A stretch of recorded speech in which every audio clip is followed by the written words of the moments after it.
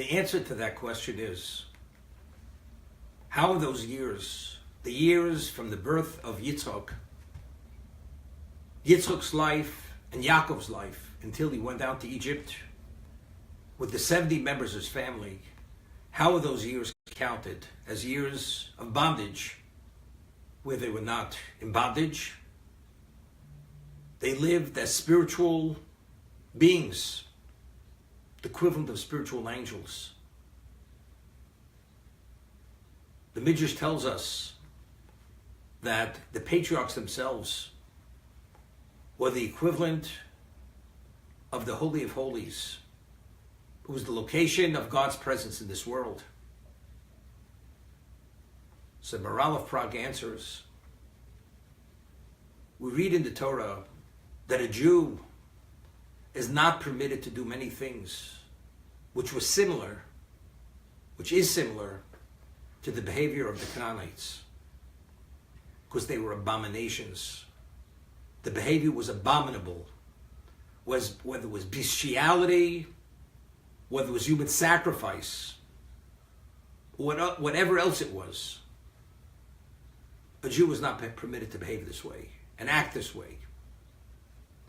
The patriarchs, being holy spiritual people, living every moment of their existence fully invested in serving God and only to bring about a greater degree of sanctification of God's name, to live in this depraved, spiritually depraved environment was the equivalent of being in exile.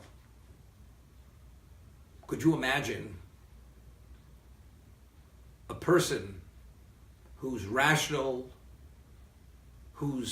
has special ethical moral values, and he's forced to live in a den of thieves, depraved individuals, in a cell, in a pen, where people, they behave like insane, unbalanced people? You'd say that's a living death. It's worse than death itself.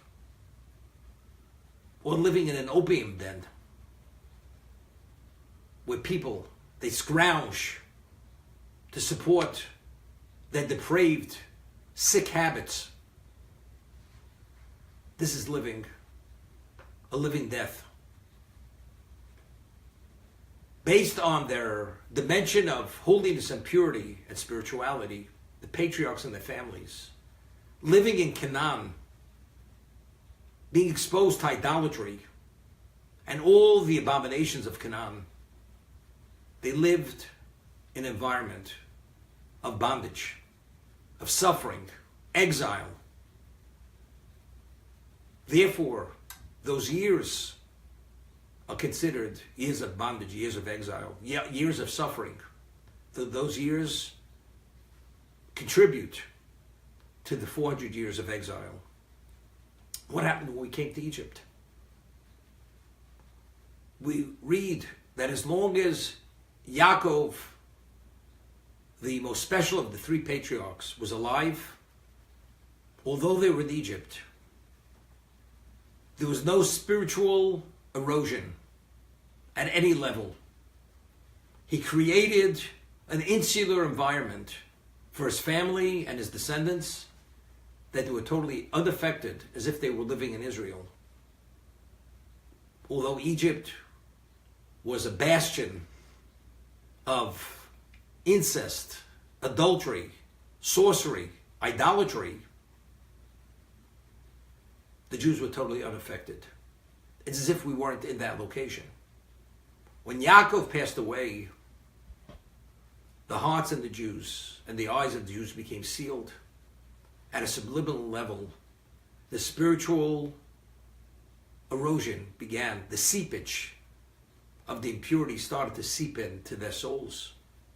After that whole generation who had originally come to Egypt, with Yaakov passed away, the Midrash tells us, the Jews said, we no longer want to be circumcised.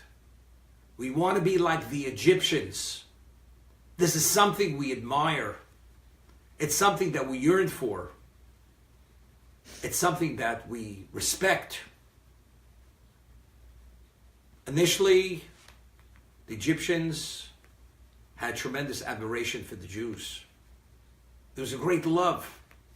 There's the family of Yosef, the viceroy of Egypt, who saved the day at the time of the famine.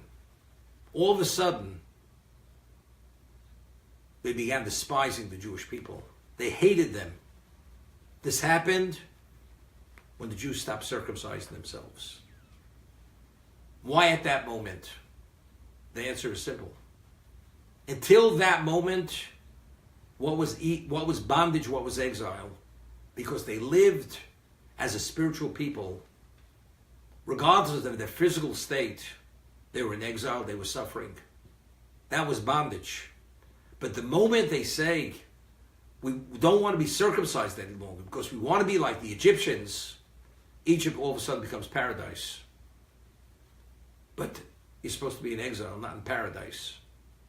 Therefore, at that moment, the physical bondage immediately came into play to replace the spiritual bondage which was happening until that moment.